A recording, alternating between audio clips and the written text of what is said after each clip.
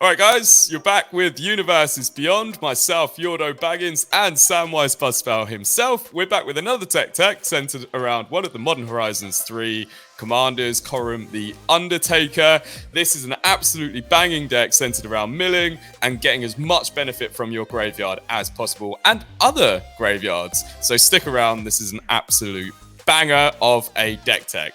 So this is a one colorless, black, red, and green to cost. So you've got some great color identity going on there. It's a legendary creature, human warrior. It's a 0/5, so it's got a good body. Ignore the 0 because this card goes crazy in a second with that milling kind of strategy in here. So CORAM the Undertaker gets +X/+0, where X is the greatest power among creature cards in all graveyards. So yeah, stick around because we're going to be trying to get some big beastie buggers in our graveyard. However, if one of your opponents has got some nasty looking buggers, they're playing some of the new Eldrazi, for example, then you may be able to benefit from that too. Whenever CORAM attacks, each player mills a card. So you're milling all of the players, including yourself. So yeah, you can bear that one in mind. And during each of your turns, you may play a land and cast a spell from among cards in graveyards, right? So not just your graveyard. This is in graveyards that were put there from libraries this turn. So yeah, this is crazy, right? So so basically you want to mill, and then basically during each of your turns, you may play a land and cast a spell from among cards in graveyard. So yeah, it's pretty crazy. And let's get into what this deck wants to do. It wants to mill, fill your graveyard with creature cards. It wants to utilize the graveyard, so leverage the graveyard as a resource to gain advantages, and win condition, overwhelm opponents with powerful creatures reanimated from the graveyard, or use graveyard-based abilities for direct damage. Lots of ways to get through. And before we get into the deck tech, make sure you hit that subscribe button. We are Universes Beyond. We do some banging stuff over here. You do not want to miss it. First card here is Stitcher's Supplier. It's a 1 black zombie creature. When this enters the battlefield or dies, put the top 3 cards of your library into your graveyard. It's a 1/1. Very simple here. You're just getting cards into your graveyard. The next one is Satire Wayfinder, 1 in the green. Satire creature, it's a 1/1 again. When this enters the battlefield, reveal the top 4 cards of your library. You may put a land card from among them into your hand and then put the rest into your graveyard. So you're getting benefit from your milling from this card as well, because you're getting your lands into your hands, so you're not missing your land drops, and then you're also putting some cards into your graveyard, which is exactly what you want to do. All right, Grizzly Salvage is a green and a black instant. Reveal the top 5 cards of your library. You may put a creature card or a land card from among them into your hand and put the rest into your graveyard. Perfectly synergizes with your commander. You're milling cards, but at the same time, you've also got at instant speed the ability to select whether you choose a creature or a land card that goes into your hand. So if you miss your land drop, or there's one of the creatures that's upcoming in this deck tech that could give you immediate benefit, then you can also fetch one of those as well. Really versatile, great card for this deck. You've got Underrealm Leech, I believe that's how you pronounce it. It's a creature, 3 colorless, black and a green, zombie elf shaman. If you would draw a card, instead look at the top 3 cards of your library, then put 1 into your hand and the rest into your graveyard. This is brilliant because every turn, if you draw that card, instead you're basically drawing 3 cards, right? It's basically scrying here. Or is it Surveil? No, Surveil is the one, isn't it? Where you look at the card and then, So you're basically surveilling 3 with your top 3 cards. You're looking at the top 3, choose which one you need, put the rest into your graveyard. It's perfect for this deck. And then you've got an activated ability here where you pay 4 life. This game's indestructible until the end of turn and you tap it. So, I mean, yeah, it's basically quite difficult to get rid of. All of those destroy spells, paying 4 life in Commander is not a large tax. So I think it's pretty good here indeed. And it's a 4/3 as well. So it's a pretty good kind of card to have on the board itself. And then you've got Hermit Druid. It's a 1 and a green creature. This is the old style. It's a creature druid, and it's a 1/1. It has a tapped ability, activated tapped ability. So it's green, tap it, reveal cards from the top of your library until you reveal a basic land card. Put that into your hand and put all other revealed cards into your graveyard. So you're milling, right? So you may be 5 or 6 cards deep into until you find a land card.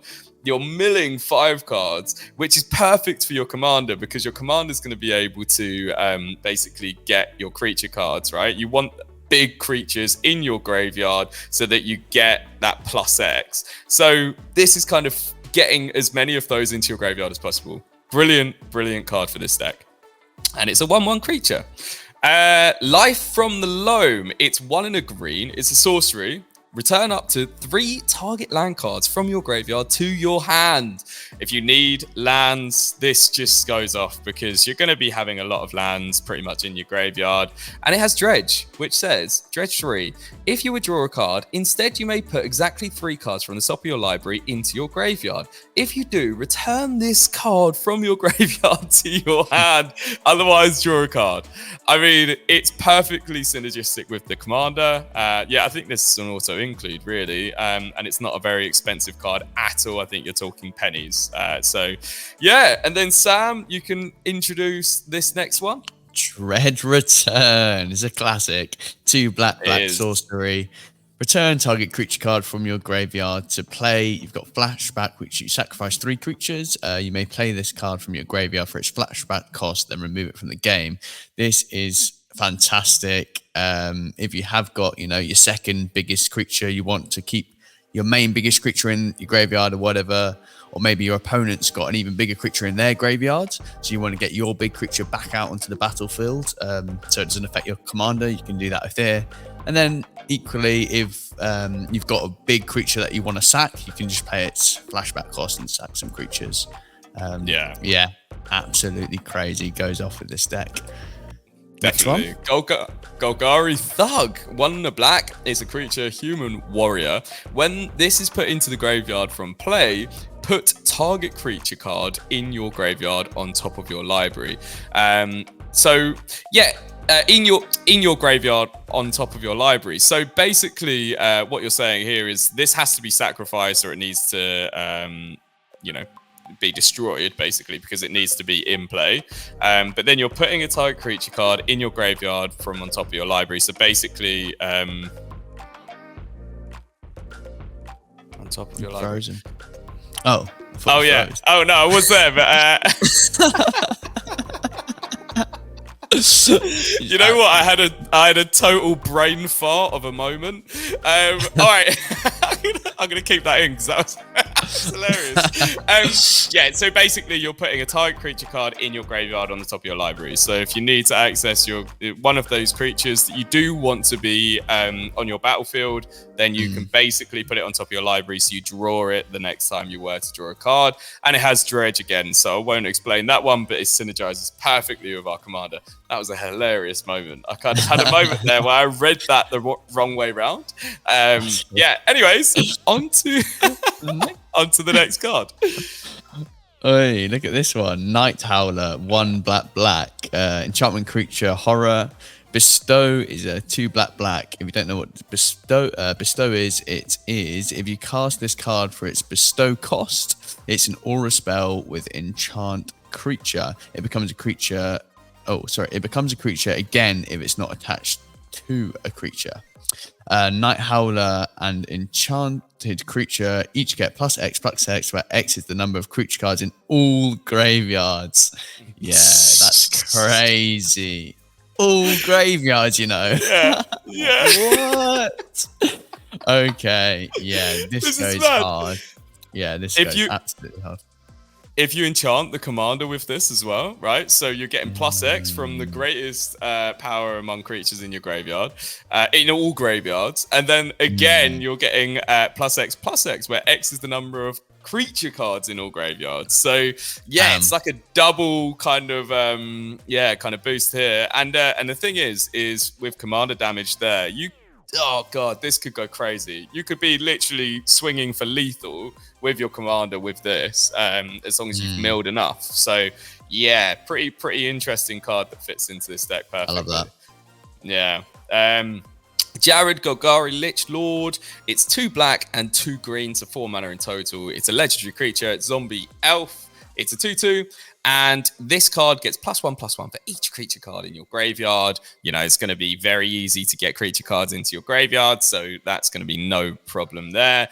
And then it has an activated ability, which is really interesting. So it's 1 green and a black. Sacrifice another creature, so you're getting creatures from your battlefield into your graveyard. So if they've got to leave the battlefield trigger, for example, then that's obviously going to be firing off here. And each opponent loses life equal to the sacrifice creature's power. So yeah, if you have a big beastie creature on your battlefield, you sacrifice it, each opponent loses life equal to that creature's power, which is in itself pretty crazy. And it also has a sacrifice, a swamp, and a forest. Return Jared from your graveyard to your hand. So at any point, basically, you can recurse, well, at least get it back into your hand so you can play this again. And I think that benefits from that second ability there, which is pretty mental. The next card is... you can have a go at pronouncing that one. You can all read watching this. I don't need to bother pronouncing that. This fantastic looking card is a black and a red legendary creature, Elder Giant. When this card enters the battlefield, sacrifice it unless it escaped. Whenever this card enters the battlefield or attacks, each opponent discards a card. Then each opponent who didn't discard a non-land card this way loses 3 life. So you're either making people get rid of their lands, and if they don't get rid of a land, they lose 3 life. Escape, it's a black, red. Exile 5 other cards from your graveyard. You may cast this card from your graveyard for its escape cost. It's a decent card, and it's a 6/6. So it's got a body. Yeah, it's got a body on it straight away. Yeah, really good. Yeah. Pretty banging card, and and you're basically, if it enters the battlefield or attacks, you're basically getting your opponents to discard. So it's feeding into that milling strategy. Yeah, it works really well. All right, Stinkweed Imp, 2 and a black, creature imp, flying. Whenever this deals combat damage to a creature, destroy that creature. So it's very important here that is combat damage to a creature and not a player. It's a 1/2, and it has Dredge 5. So Dredge 5 is the important factor here. If you draw a card, instead you may put exactly 5 cards from the top of your library into your graveyard. If you do, return this card from your graveyard to your hand, otherwise draw a card. Basically, the Dredge kind of element here to it, the ability of Dredge, is a brilliant kind of milling machine, and to have that on a 3 drop is pretty banging, and it's flying, and so it has that kind of ability to block, and it basically has Death Touch with that second ability, right? So if it's able to block a creature, it's destroying that creature. It's basically Death Touch. Really great card, fits perfectly with this deck. Necrotic Ooze is a 2 black creature. It's an ooze. As long as this card is on the battlefield, it has all activated abilities of all creature cards in all graveyards. Damn, that's just a absolute nutter of a card, isn't it? I know. Wait, let's just read that again. All activated abilities of all creature cards in all graveyards. Yeah, okay. Yeah. That's a remove on site. See you later, little 4/3. I'd love to play it, but I'd hate to be against it. I think that's crazy. Man, that's a bit of a brain as well. It's a bit of a brain. Imagine trying to play this online. Can everyone just get out all their creature cards so I can read them all? Take screenshots of every single card, please. That would be so hard to manage, but yeah, it's a sick card. It's a sick card. It would. You'd have to like mentally note the key ones that you'd want to utilize, but that's it's nuts. It's nuts. I mean, especially with this milling mentality kind of strategy here, you know, you're gonna have so many creatures in yours and your opponent's graveyards. Yeah, it will go crazy, and it's only a 4-drop, which gets all of those abilities. So yeah, I mean, it's pretty crazy. Yeah. Love that. On to the next, we've got Golgari Grave Troll. It's 4 and a green, and pretty high costing, but it does some banging stuff. It's a creature, skeleton troll, 0/0. Golgari comes into play with a +1/+1 counter on it for each creature card in your graveyard. I mean, pretty straightforward here. You're going to end up with 20 graveyard creatures, right, at some point. So this could be a 20/20. Very easy to be able to double up on those counters as well if you were to add a doubling season in here, for example, especially because your commander is going to be getting some kind of counters on it, and there's going to be lots of other counters added around this deck. So yeah, if you wanted to add something like doubling season or parallel lives in here, then yeah, feel free to do that as well. And then there's an activate ability, which is 1 colorless to cost, and it's remove a +1/+1 counter and regenerate Golgari Grave Troll. So don't really feel like that's going to you know, benefit commander at all, you know, because you'd have to be technically running 2 of these. Is that correct? Or can you do that whilst it?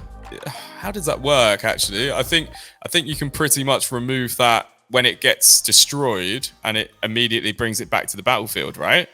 That's what regenerate means. Unless it says this creature cards can't be regenerated on the card. Yeah. So you can. That's nuts. Yeah, that's nuts. What the hell, man?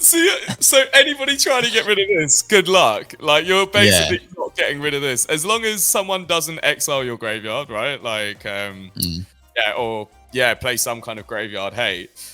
This is crazy. You're not going to be able to get rid of it, and it has dredge 6. So basically you're surveilling 6 for that dredge as well. So it's a perfect include into this deck. On to the next one.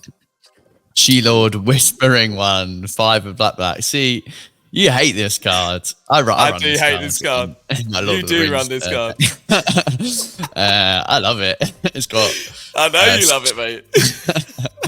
It's a 6/6. It's got Swamp Walk, and at the beginning of your upkeep, return target creature card from your graveyard to the battlefield. It's a nice one just to keep regenerating. You're going to be milling so many creatures. You might not want all of them in your graveyard all of the time. So it's a nice one to keep your board state healthy. And then at the beginning of each opponent's upkeep, that player sacrifices a creature. That's the one I like. Unless your opponent's running like token creatures, which is kind of like useless on that. But a lot of the time they're not, and then you're sacking them. You're getting that ability through Ooze, the other card. There's so many benefits for having creature cards in your opponent's graveyards. Yeah, I love it.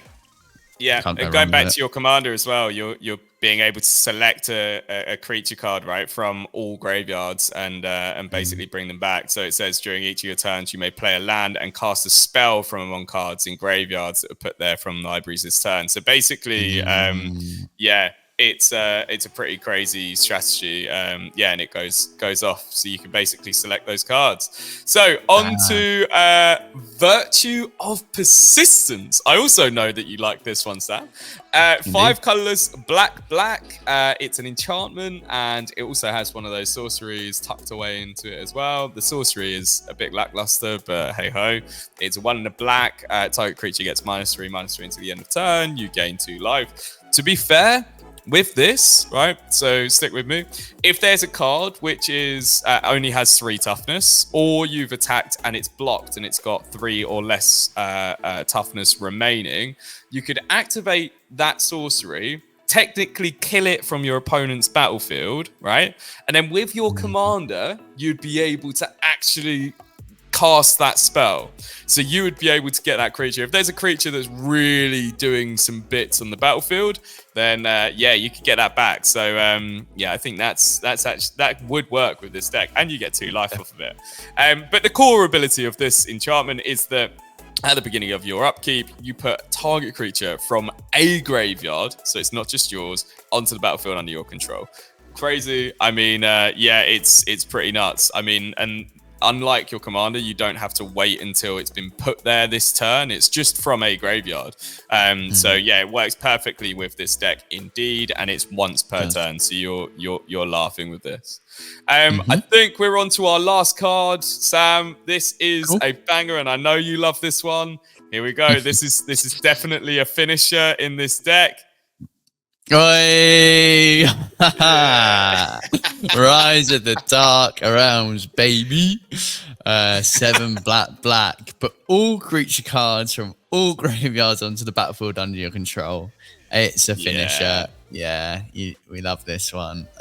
Yeah, it's sick. I got this one actually because I saw Post Malone use it on a YouTube video. You know what? Posty has some good decks, you know. So, you know. It's definitely a finisher. It finishes the deck strong for sure. Yeah, definitely. Yeah, you're gonna win the game if you use this, pretty much. 100%. Yeah. Sick deck. They're going to struggle. They're going to struggle to deal with it. I think the one thing that I would say is with this deck, you've got the ability to add in things that give you haste, give all your creatures haste. You know, there's lots of different ways to give your creatures haste in red. So with the deck here, you're going to be kind of bringing out some big creatures. Giving them haste would be a good idea. You know, there's lots of cards to do that. Yeah, and Anger. also there's that one that you want to be able to mill it into your graveyard. So Anger's perfect actually. Yeah. So, anyways, that is CORAM the Undertaker. Just a quick recap. Basically, this is going to be crazy, and yeah, you're going to be getting a land card, and you're going to be casting a spell from any graveyard per turn. So. Crazy card. Are you picking this up? Let us know in the description below, because in the comment section below, we'd like to know what you're doing with this deck and what you'd like to see next from us. We've been Universes Beyond. We're always putting out new content, new mock-ups that we would like to see from other Universes Beyond sets in our dreams, in our wildest of dreams, and also deck techs. And these are the best deck techs on the internet. If you don't think so, let us know below. But if you do think so, also let us know, because it also drives us on to do more content. Sam, you got anything you want to sign off with? Nah, just make sure you subscribe, guys. We're always bringing out fresh content. It's been a pleasure having you around, and see you on the next vid. Peace out. Peace.